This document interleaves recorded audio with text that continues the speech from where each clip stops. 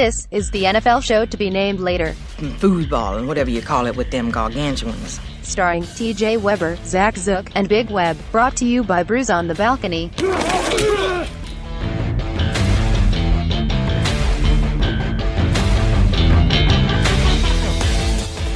What's up, football fans? Welcome in to the NFL show to be named later. Live. Not live, it's recorded. Recorded live. Live in stereo. Live in stereo.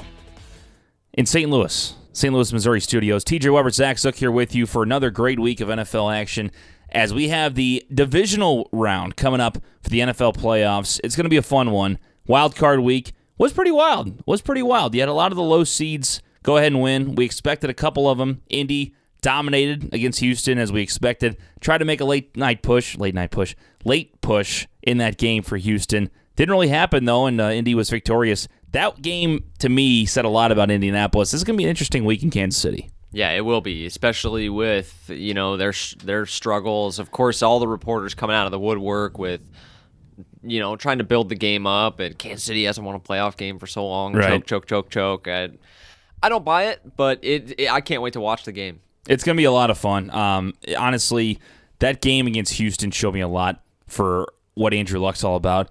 From T.Y. Hilton bringing in the clown mask after someone called him a clown, so he wears a clown mask into pregame. I mean, they're having fun. They know they're good, and they're scary, man. They're a scary team. And I think Kansas City, if they don't watch out, Indy might be that team they look down to and comes in and whoops their ass. And by whoops their ass, I mean beat them by 10, which would be very shocking. But Kansas City in this game, and we'll talk about it in a minute, and we'll give you our picks as well. By the way, you can follow us at Balcony Brews Pod on Twitter. We are part of the Brews on the Balcony podcast family. You can also follow at Balcony Brews Pod on Instagram and Facebook as well.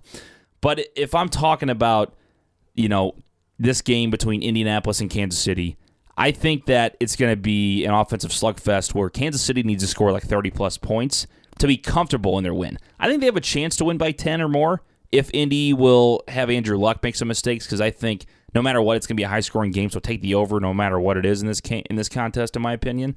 But if they score less than 30 points, I think Indy could sneak away with a win.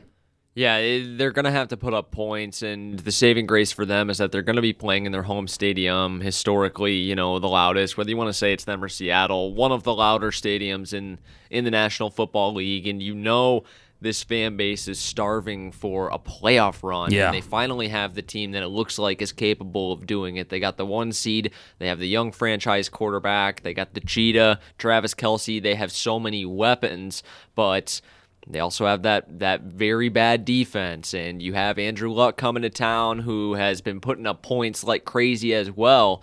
The over should be a pretty safe bet in this game. And again, I think Kansas City should be able to hang on and win this thing, but and even blow them out. But no, if you said Andrew Luck wins this football game, if you say the Colts are in the AFC Championship, no one's going to be very surprised at all. Yeah, that's the thing, because my dad has said that that's his dark horse because of the way they've been playing the last few weeks before the playoffs started and the way they took down the Texans. I mean, you really can't say that they can't beat anybody in the NFL right now, the way they're playing. Yeah, they're rolling. Their defense is just crap, but so is Kansas City's. Yeah. I mean, and I say crap, like Texans could move the ball against them. They played well, but they're not consistent. They're not a consistent defense by any means. It's a matter of can these offenses keep up with each other.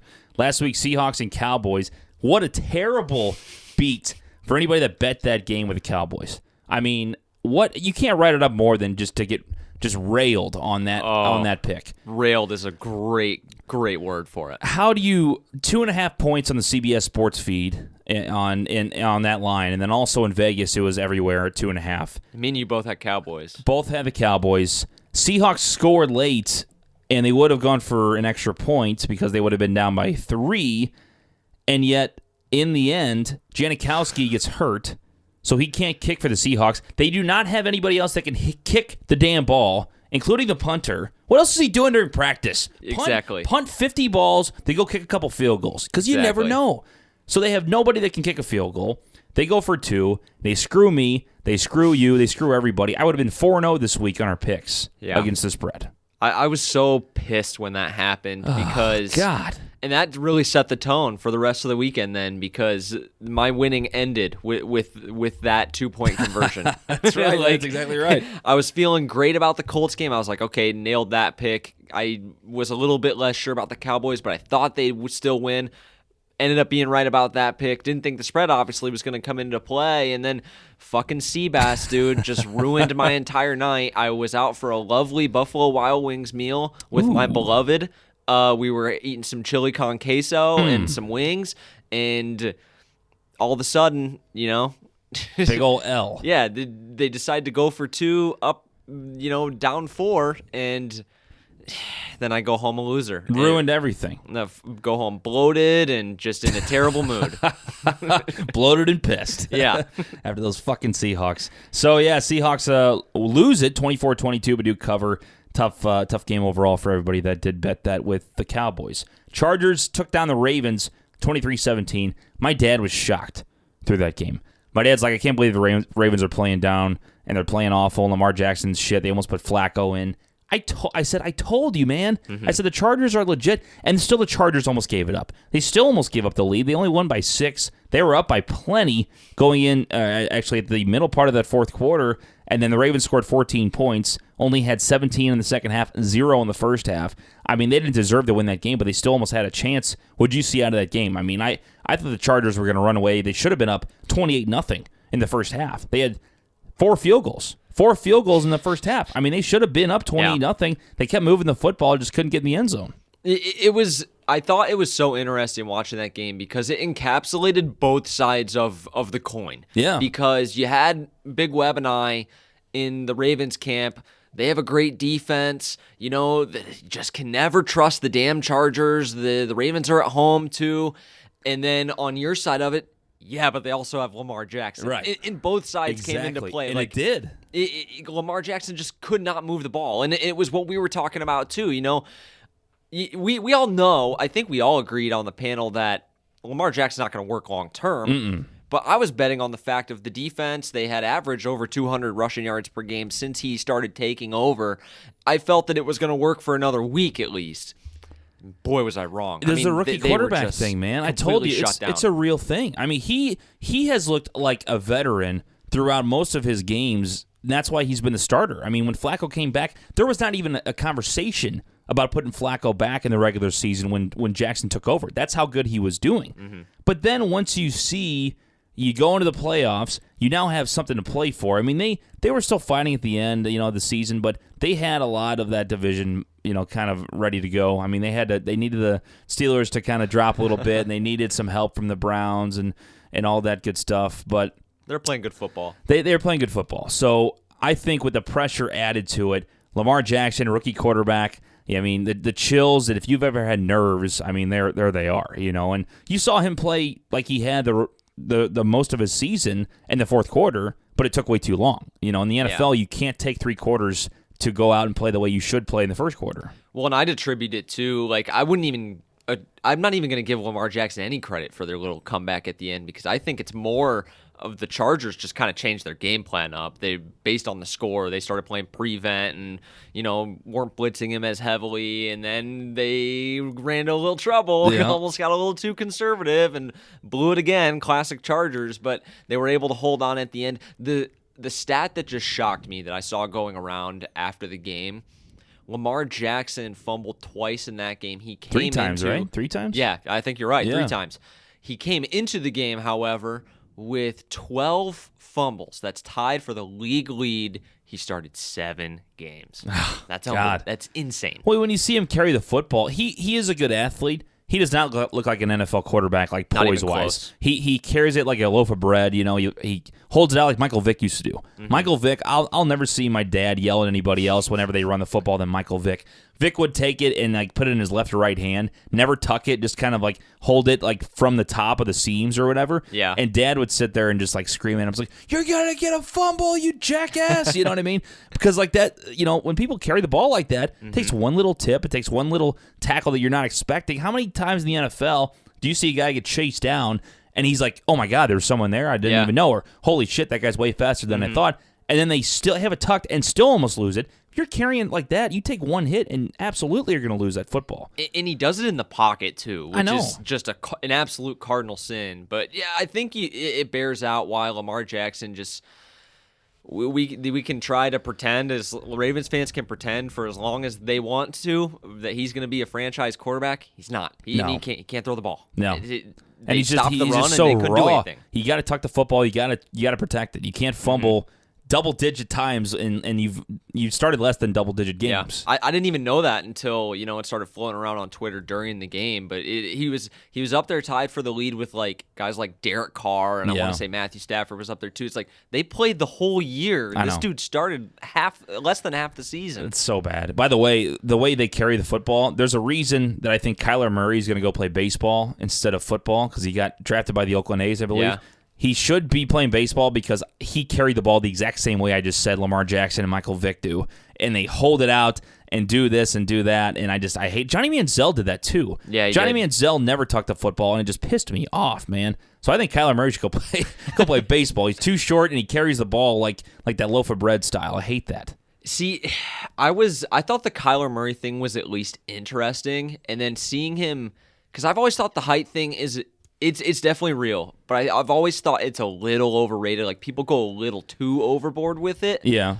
He really is too short, though, I think. He is. He's not 5'11". He's not I think he's significantly shorter than Russell Wilson even. Like, he had so many of his passes batted down in that Bama game. And he's so quick, but, he should go play baseball. Yeah, he's a first-round should. pick. He's a top 10 pick. Go play baseball. Make your mills, man. Yeah. He's a great athlete. He's going to be a professional athlete somewhere. Yeah. But I don't think it's a football team. See, I thought the only reason I thought maybe he'd choose football is because I thought there was a legitimate chance some desperate team out there would take a chance on him in the first round. Just for the hell of it. Hindsight's 20/20, but if you were asking me even a year ago who's the better pro prospect, I'd still probably take Kyler over Lamar Jackson. I don't like either of them, but if I had to take one, I'd take Kyler. Mm-hmm. And I know Lamar Jackson was picked 32, but I felt like maybe some team would take a chance on him in the first. And if you get drafted in the first, I say go play football. You make more money.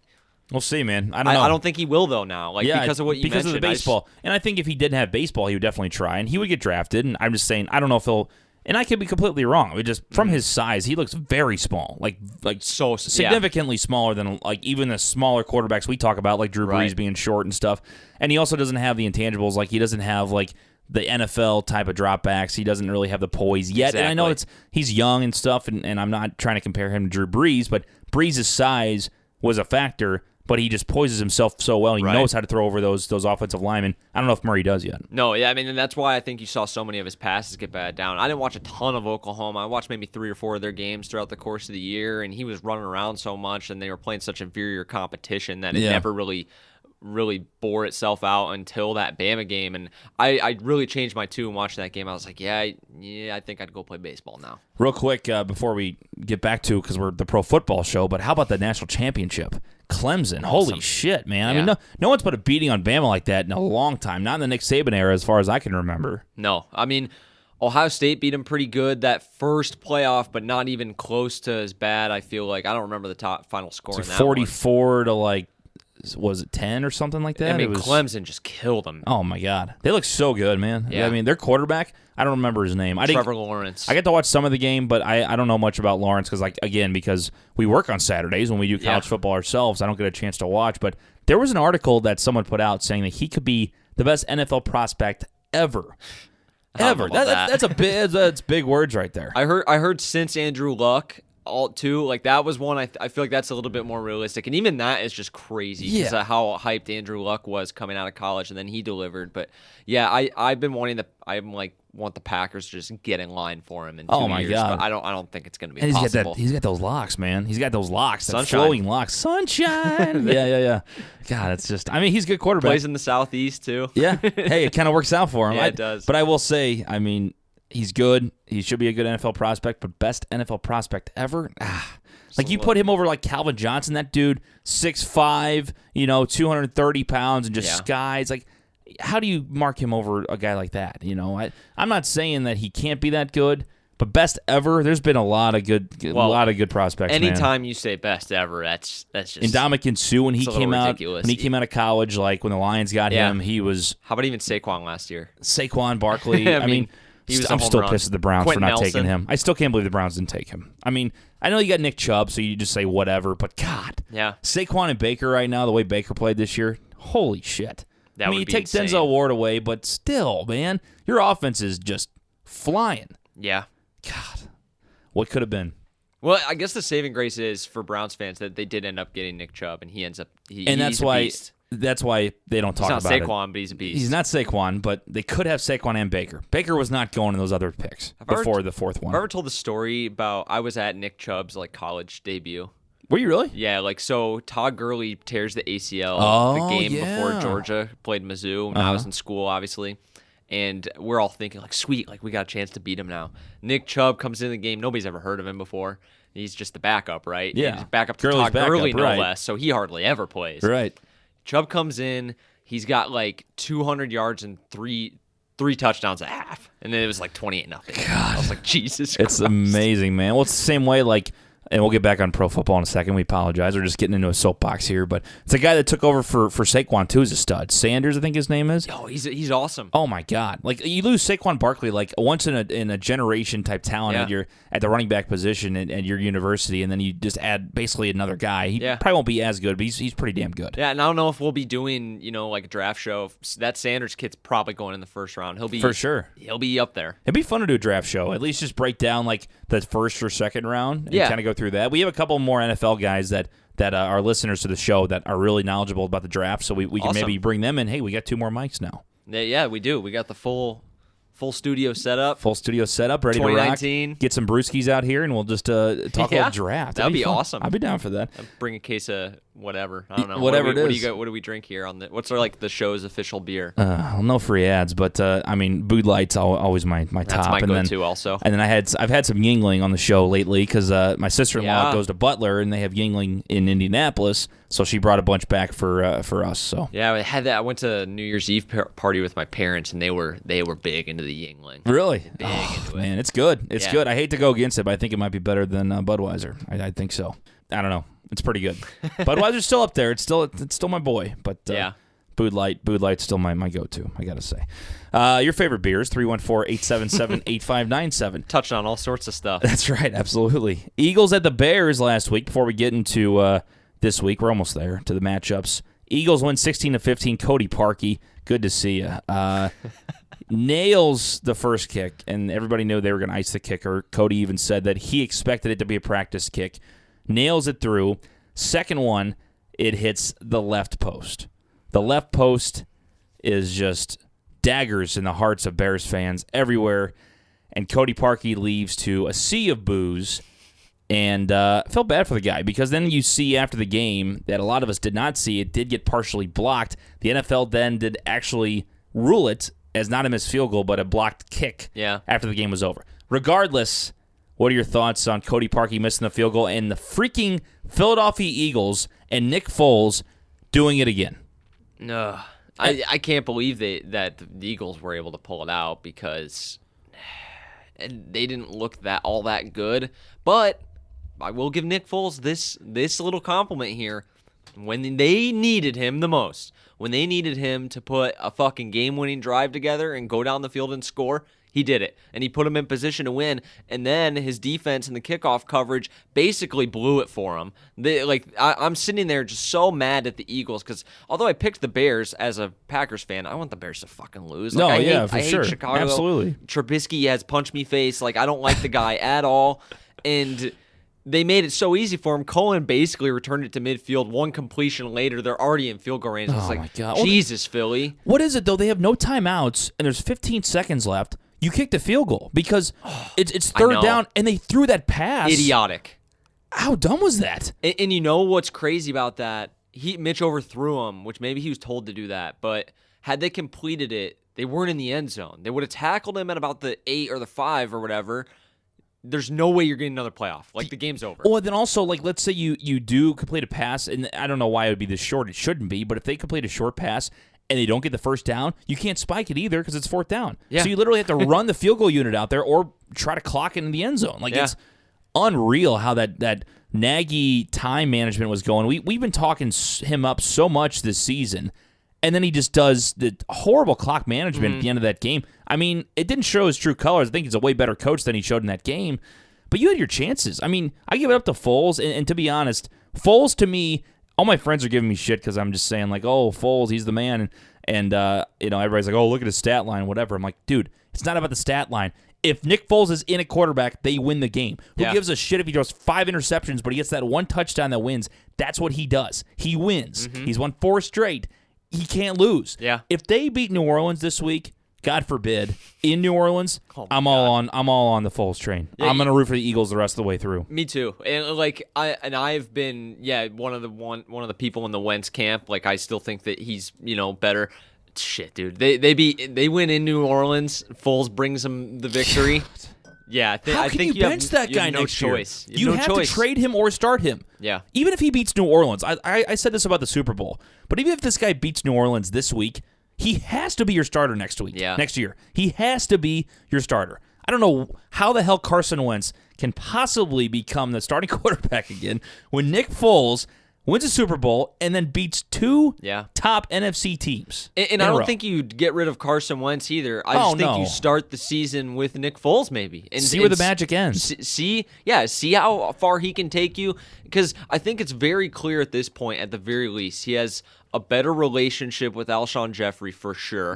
And he just connects and meshes with that team. And that offense seems to flow better under him. Even though he has less skill at the position, there's something to be said for leadership. Absolutely. I think Foles, we said this a lot, I think their road will end this week. I'm going to go and say it again. Yeah.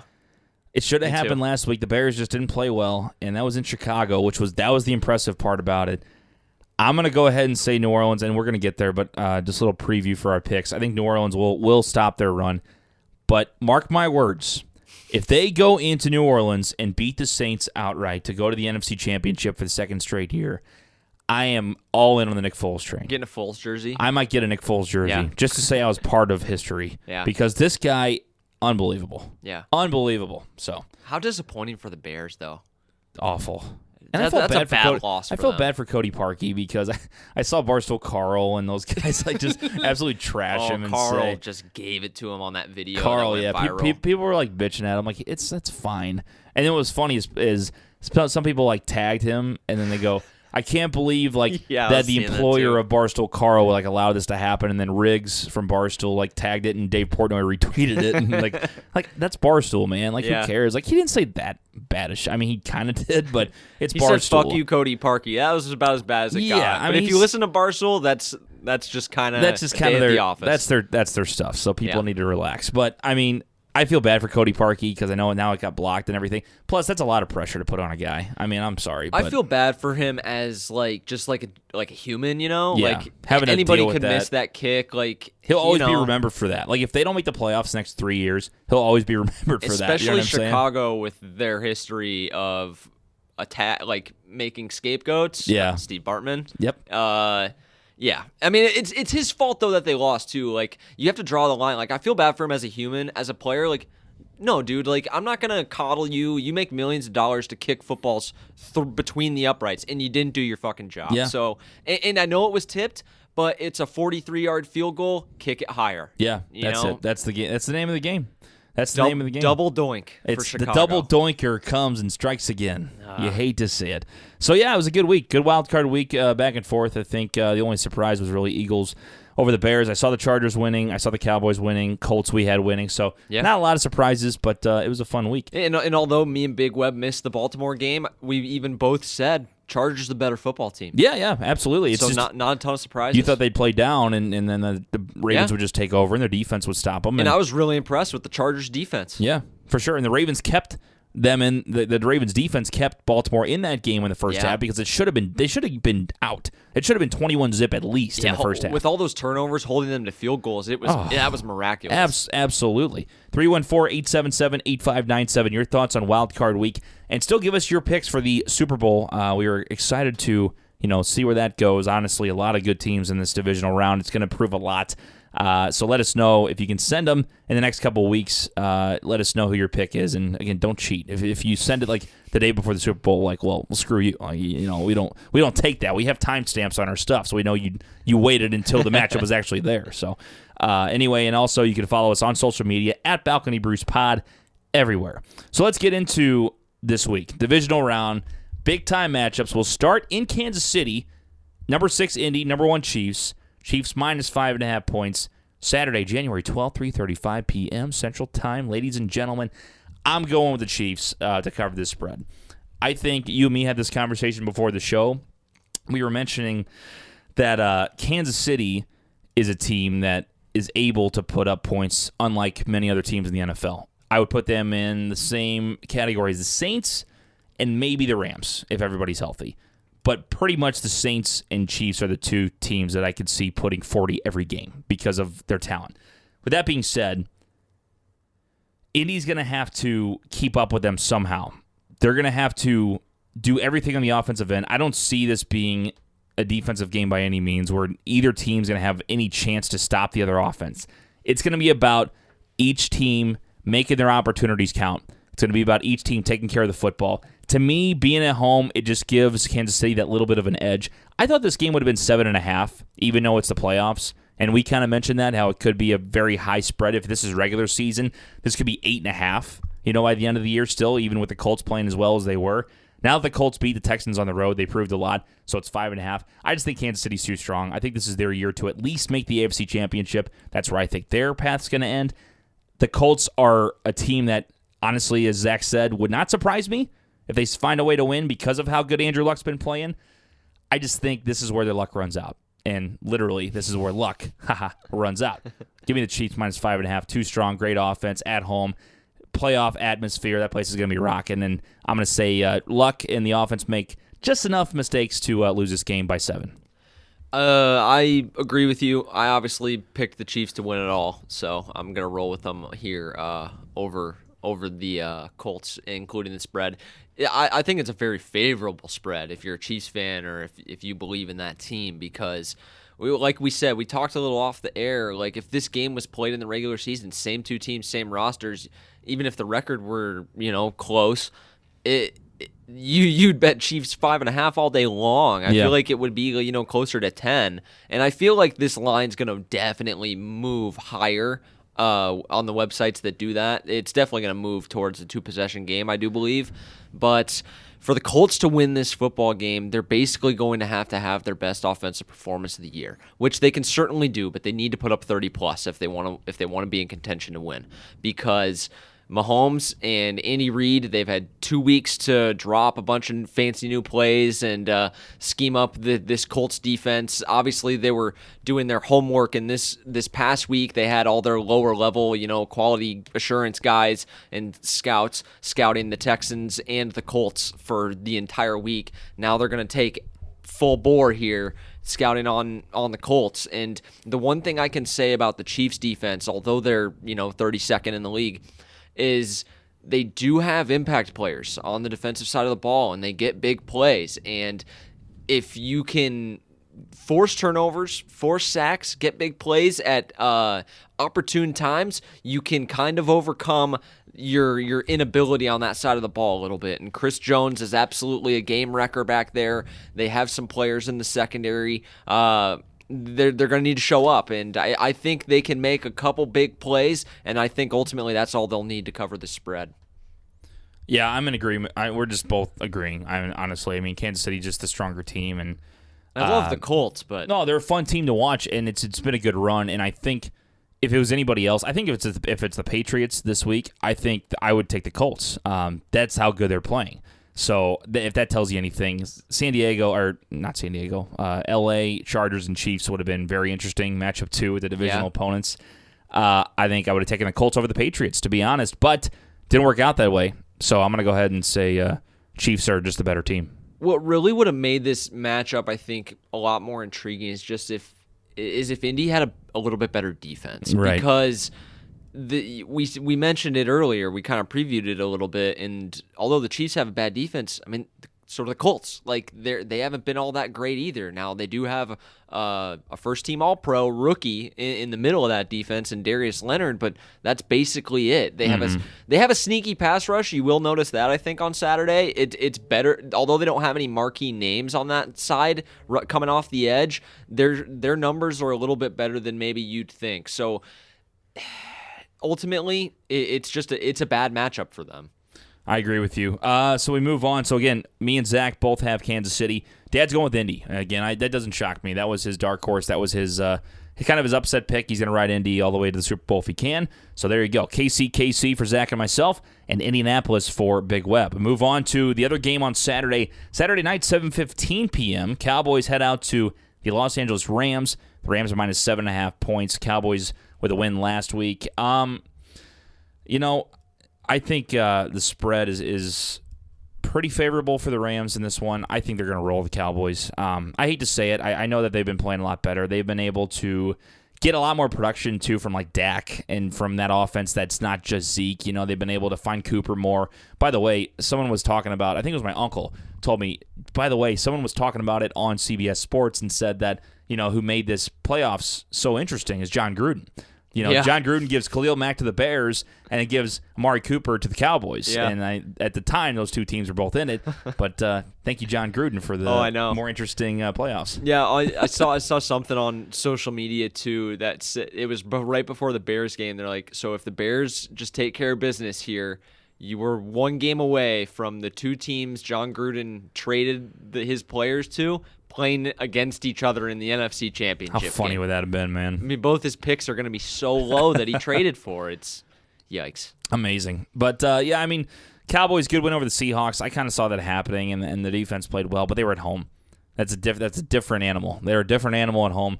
And now they head out to Los Angeles with Todd Gurley back. This is the Rams game to win. This is going to be a 10-point game. I don't see this even being close. This might be a lock if we still had locks in the playoffs. Give me the Rams. I don't see it being close at all. So I'm going to take the Rams, too. I'm taking the Rams to win the game, I beg your pardon. I think the Cowboys are going to cover the spread. Really? And I don't love the Cowboys. I think the Rams are the much better team. I don't like the Cowboys just kind of as a fan of the game. I hope they get rolled. But these playoff games are just harder. And the Cowboys are built to keep games close. Mm-hmm. I don't think they'll win. I don't think they have the leadership. In fact, I wouldn't be surprised even if it's 7 points. But the way they run the football and play defense, and they can kind of just play keep away from you, and they make just enough plays to keep themselves in it. Even if they end up being down 10-13 at the end of the game, I bet those assholes march down there and score a garbage time touchdown. That's kind of more what I'm betting on here. I just think because it's the playoffs, these games are harder. They're usually tighter. And the Rams are still seeking their first playoff win in the McVay era. So they have to prove to you that they've done it before, right? I just think it's a safe pick spread-wise to go with the Cowboys with it being more than a possession. I do expect the Rams to win the game, though. So you're going to take Dallas to cover the spread? Dallas to cover the spread. I would be very, very surprised if they win the game, though. Okay, that's fair enough. I do understand that. So that you think they could get a garbage touchdown or even just keep it close to the end. It's just 7.5's a lot, man. We even saw it come into play with a 2.5-point spread last week. Goff's been playing awful, too. I mean, he has not been the right way for a while. So that could play into it. You know what I'm really interested to see, aside from on the field? It's a Rams home game, but we know LA doesn't really have that home field advantage. Most of these Rams and Chargers games are basically away games. It's been less so for the Rams because they just have they have a better brand going right now with all the star-studded players. The whole McVay thing has really captivated the city. Now that the Chargers haven't been good, they're not as big of a brand as the Rams are in LA right now. They are hosting a game where America's teams come into town. I'm really interested to see how many Rams to Cow, like what the ratio is going to be in that stadium. That should be fun. It'll be a good game, and I think you're right about the fan base. Like, it might be split, to be honest, because of how many Dallas fans there are. As you said, America's team. It's going to be interesting. So there you go. So Zach has Dallas. Me and Dad have the Los Angeles Rams minus 7.5. And move on to the AFC matchup on Sunday afternoon, 12:05 p.m. Chargers heading out to the Patriots as New England is minus 4.5 points hosting this divisional matchup. You know how I mentioned that if Indy would have made it, I would have taken Indy against the Patriots? It's also because I think Indy would have gotten more points, too. I think they would have gotten 7.5 in Foxborough. that's not a shot at the Chiefs. That's just, kind of how the NFL works. And, playing at Foxborough, even though it should be as tough playing in Kansas City, the NFL still, to me, it's Foxborough, and that's one of the probably top 3 places to play, in like, I guess, being tough place to play for a lot of away teams. So, with that being said, the Chargers going to the Patriots. Patriots minus 4.5. I'm going to take New England in this one. I just think, as we talked about, just with consistency in the playoffs, being able to, again, Brady being the ageless wonder he is, consistently find ways to win, no matter what the score is. He don't care about stats. He don't care if he's the one doing it. They can let James White run for 100 if they want, or Sony Michel, or whoever else you have. And I think the defense will play good enough to get to Rivers a little bit, especially the way you saw Baltimore get to him late.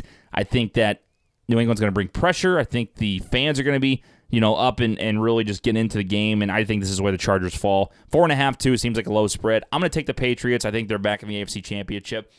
Hot take, this might be the last time that they're there for a while. Yeah. That's my hot take. But I think this is the final big run that the Patriots make. Give me the Pats minus 4.5 against the Chargers. Tough pick all the way around. I do like the LA Chargers, but they showed me last week that against the defense away from home, even though the Patriots don't have a good enough defense, as good as the Baltimore Ravens, they still don't really score that well, and they have to take a lot of field goals, and they give up late points. So I think Tom Brady will find a way to get it done. I wouldn't be surprised if Tom and the guys pull it out. 4.5 scared me a little, and I'm going with the Chargers. I think there's at least a 50-50 shot they pull it off. I think that they have the better roster, the better football team, and they have proven that they've been able to go on the road. Your stat last week, which I thought was awesome going into the game, was 7-1 on the road. They're now 8-1 on the road. Yes, they are. They are not bothered by heading to the East Coast as they have historically been in the past, and they went into a really tough Baltimore stadium last week against a better defense, as you mentioned, and they were able to pull it off. Now, I could see this being a field goal game. That's ultimately the reason I go with the Chargers. Gun to my head, I'd probably lean Pats. I don't even know, though. Like, I it's basically a pick 'em to me. And so the fact that the Pats are favored by more than a field goal leans me towards the Chargers. Also, too, I think the Chargers have a better team. The only reason I lean Patriots is because of the hoodie and Brady. Those are literally the only 2 factors, and, of course, home field. But I'm telling you, I think that this may already be the end. I think you may have already seen their last great run in the playoffs. And I know that they'll be well prepared. I know that they'll execute, and they're not going to make a lot of mistakes. But I also think that the Chargers, Phil, is seasoned enough to know that. I think that the Chargers are going to come in with a really good game plan, too. It's probably the game I'm most excited to watch. So the Chargers, as Zach mentioned, I mentioned it last week, they're now 8-1 on the road this year. Beat Buffalo, lost to L.A., beat Cleveland, beat Seattle, beat Oakland, beat Pittsburgh, beat Kansas City, beat Denver, and beat Baltimore this past week. But all of those teams, they all have in common? They don't have Tom Brady. So that's where I'm taking that. New England, it's going to be a fun game, but man, you're going to the lion pit in this one. I mean, You're going to the lion's den. Mm-hmm. Brady also knows his time's coming down, so he wants to make one last run. I still don't think they're going to win the Super Bowl.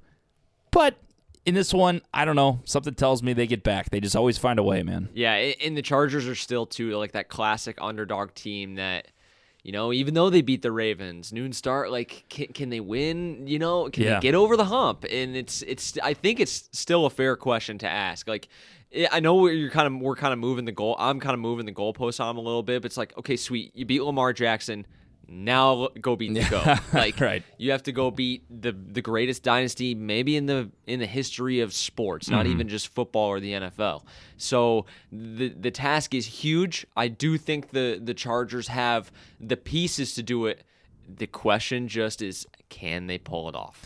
And that's the question. That is the main question. You and Dad believe that they will pull it off. Both have the Los Angeles Chargers. I think they'll either win the game, or I think that they'll make it close. I think that it's going to be a really, really tight game down to the wire. It'll come down to a couple plays at the end. You want to put a little friendly wager on that? You want to do a money line or the spread? I'll do either.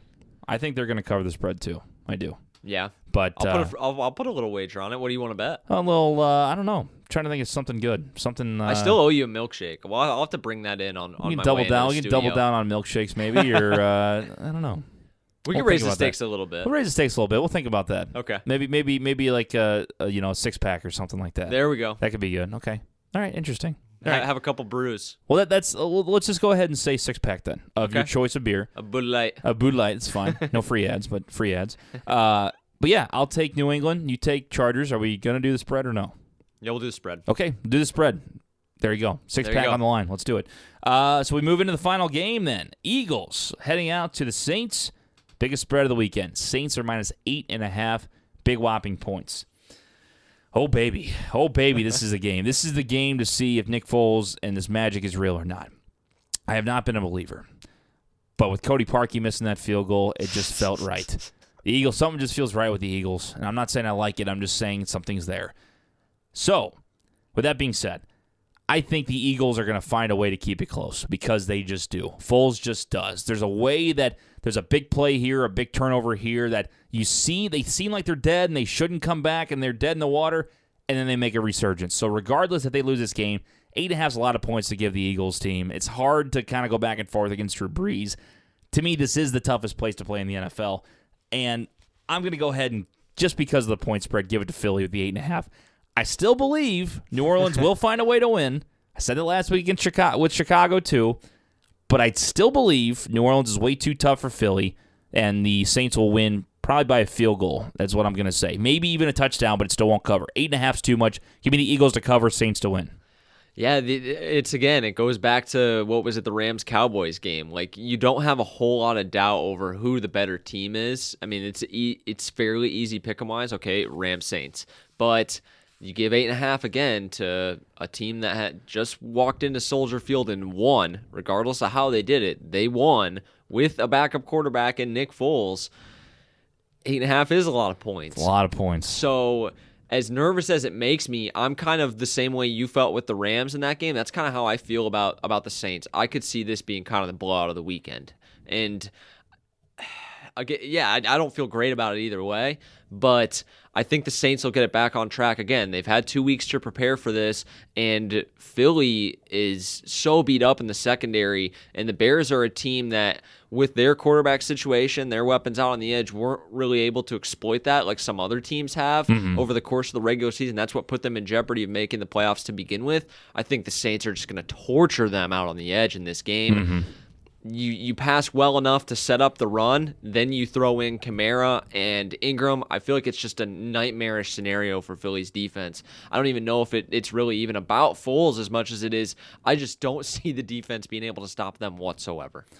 So there you go. So you're taking New Orleans then? I'll take New Orleans.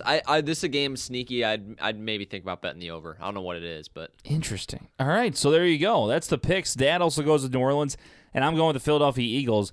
And look at this. Me and Zach have only one of the same pick. Is that right? One of the same pick. Kansas City. KC. I got the Rams. You got Dallas. Wow. I got New England. You got the Chargers. I got Philly. You got New Orleans. Oh, baby. And I picked a couple of your teams, too. Like, I picked the Chargers. Yeah, you did. Which was my team against anybody except New England. That makes kind of me a little nervous because you've had such a good feeling. Like, you just had a good feel for the Chargers all year long. Like, you picked them last week. Now you're off of them this week. Because they got to me. Like the Pats are going to win. They should have blown them out. I mean, like, I know they still won, and I still look like a genius, but they almost gave it up. They almost lost. They did. That's the thing. If you have chances against New England, you better score because they're coming right back down the field. So, I don't know. I got a feeling about the Patriots. So there you go. It should be fun. Those are our picks for the divisional round week. Before we go into Big Web's slam dunk pick and parlay of the week, let's go ahead, and I forgot to give the standings currently. Oh, yeah. So Not that matters for me. I'm so far down. We're still going for the NFL jersey. So currently, in our panel, I had 3 last week. Big Web had 3. Zach had 1. We won't talk about it. I have 133 for the season. Zach has 121. Big Web has 122. Current leader of the entire pick on Blake Stump, 139. In second place, Tammy Wrestler, 4 back. She's at 135. Mark Hessler is in third, 1 back of Tammy at 134. I'm fourth at 133. And Matt Jameson is fifth with 130. So Blake Stump, I tell you what, running away with it. You need a big-time movement this week. I mean, you need him to lose like 3 and then you need to win 4 to make a big move because he's starting to pull away in this thing. It is, and you're running out of games too. Yeah, this is the weekend. This has to be it. I mean, even mathematically, you have to get it within 3 to even have a chance. It has to be because it has to. Then you have to only have 2 more games in the championship rounds, and then you have the Super Bowl. That's it. So yeah. So Blake, congrats so far on your great season. Keep it up. But Tammy, Mark, myself, and Matt Jameson, we got some work to do coming up. Blake's been up there all year long, He's been up there all year long. I believe the only ones that are still mathematically available, Tammy and Mark. I may have a chance, but Blake really needs to shit the bed. He basically would have to get every pick wrong. Basically 0, and I have to hit 4, so it's going to be tough. I don't know, but we'll see what happens. But regardless, we're giving up that NFL jersey very quickly, so we'll make sure that we get that on social media so you can see who won. But Blake's still in a good position to win it. I don't Might remember. Need to start thinking about who he wants to. I think he's a Titans fan, but I don't know. He's That's also rough. not really. I know. So I don't know if he's going to want that or just another random superstar jersey or what the case may be. So maybe I wouldn't get a Mariota jersey. Oh, hell no. He's going to be gone quicker than you think. All right, so let's move on to Big Web's bets. So the Big Web slam dunk pick of the week last week, he hit with Indy plus 2.5. He did not hit on the parlays, however. He had a 4-way parlay. Indy, Seattle, Baltimore lost, Chicago lost. Even if you buy down at 2.5, didn't matter. So he loses the parlays, but knocked down his slam dunk pick. So he's 1-0 in the slam dunk picks. So this week, he's going to keep it going with the LA Chargers. He's going against the Patriots. He's going against Belichick. He has the Los Angeles Chargers in this game to go ahead and cover the spread. I like the pick. I don't like it personally because I don't think it's going to cover, but I like where his head's at. I think this is a close game, and you got one of the best offenses, getting 4.5. It's a big-time spread for the Chargers here, especially after a big win against the Ravens. So, yeah, 4.5, that's what Big Web's going for his best bet. Hey, I agree with it. It's not bad. I went with him. Not bad. 6-point teaser now. So a teaser, if anybody doesn't know, is a parlay, but you get to add points to all of your picks. So let's say that the Chargers in this case are plus 4.5. You add 6, now they're plus 10.5. Obviously, your odds go way down. You don't win as much money as you would have in a regular parlay, but that's what a teaser is. So he's going Chargers with a 6-point teaser, so they're going to get 10.5. New Orleans also included. It's like you got to package all these 4 teams together, same as a parlay. New Orleans is losing 8.5, so they'll only be losing 2.5. Kansas City is losing 5.5. They're only going to lose a half point. No, they're going to be gaining a half point. That's what's going to happen. So they'll be minus. They're going to be 4.5. No, they're going to be plus a half point. Oh, I gotcha. Yeah, because they're minus 5.5. If you're going CBS spread wise, they're minus 5.5. So you add 6, it'd be plus a half point. Gotcha. So then the last one you have is the Rams, who will be minus 7.5 on the regular spread. So they'll be minus 1.5 on the teaser. So there you go. So a little interesting. Kind of messes with the spreads a little bit, but Big Web likes the 4-team 6-point teaser, and then a 2-way parlay between the Los Angeles Chargers, who are getting 4.5, and the New Orleans Saints, who are minus 8.5. So he likes the Saints in the teaser, and, the teaser I get. The parlay, though, that's risky. 8.5 is a big number. 8.5 is a big number, then you're also picking a dog. I know. You're picking, that's the thing. He hits on that, I'll be impressed. Well, the one thing about his teaser, since it's overtime and you're not going to have a tie, obviously, couldn't you, in theory, just go minus KC a half point? And it's not gonna make a difference, but it'll make his odds slightly better. It doesn't, but the thing is, when you have more than a couple teams in a teaser, or more than just if you just tease Kansas City, then it wouldn't make sense. You might as well just take away a point and get better odds. But a lot of times, if you're giving all these teams 6, you can't take 1 point away from each. You can sometimes buy points, but I know on certain websites you can't buy points on each game. You can't do that much. You can only buy a certain amount of points on certain games. Tease it for everyone. Right. So and then it takes the odds down. If you tease them all together, it's basically a parlay teased instead of a straight bet teased. You can win more money off it. Okay. So that's kind of how that makes sense. That's kind of where he's going with it. All right, I understand it now. I didn't know that you had to bet. I didn't know what the rules were with that, because if it's a pick 'em either way, you'd rather just save a point. So he's basically just taking. It's just a pick 'em, Kansas City just to win. I mean, that's all that means, because like you said, plus or minus half point doesn't matter. You got to win the football game. Okay, I understand it now. Yeah. So yeah. So it should be a fun one, unless they tie. Unless it's regular season they tied, but it doesn't matter in this situation. But one more time, best bet: Chargers plus 4.5 for Big Web. He's got a 6-point 4-way teaser: Chargers, Saints, Kansas City, Rams, and a 2-way parlay with the Los Angeles Chargers plus 4.5 and the New Orleans Saints minus 8.5 according to CBSSports.com. That's where we get all of our lines. And that'll do it for this week of the NFL show to be named later. Thank you guys so much for listening in. Zach, final thoughts before we get into the divisional round. Can't wait to watch it. I mean, we kind of saved all of our excitement, I feel like, for that last game, really the last kick. Oh, yeah. I mean, I feel like the games weren't all that interesting to watch. Like, the Ravens got just drubbed, and, the Texans got killed too, and the Cowboys felt like they were in control most of the time. But I think these games are going to be just awesome television. So fun to watch. It's going to be a great time. Again, guys, follow us on social media at Balcony Brews Pod. We are a brother partnership, brother podcast. That's what we call it. We got to get a network name, right? We got to get a network name for sure. Because we're not technically Brews. Like, that's you and Nick. Right. But this then, is like an affiliation, correct. But it's not. Which the network is coming. It's just a matter of what we're going to name it. Me and Nick did start an LLC, so it might be under that. Maybe we'll just call it Weber Yale Media, and then we'll just have podcasts under that. But we'll see. Regardless, we're still with Brews at the moment. But yes, Zach is right. The NFL show to be named later, which I hope maybe we'll still name. I don't know. It's been kind of catching on without a name, so we'll figure it out. There you go. But we'll have our own network here in the matter of hopefully a couple months. We'll figure it out from there. So again, guys, but follow us on social media, and we'll let you know where you can follow the new social media accounts when we do get our own for the NFL show. You can always call in 314-877-8597 and leave your voicemails about the NFL playoffs. Thank you guys for listening. For Zach, for Big Web, I'm TJ. We'll see you next week. Good luck in the divisional round.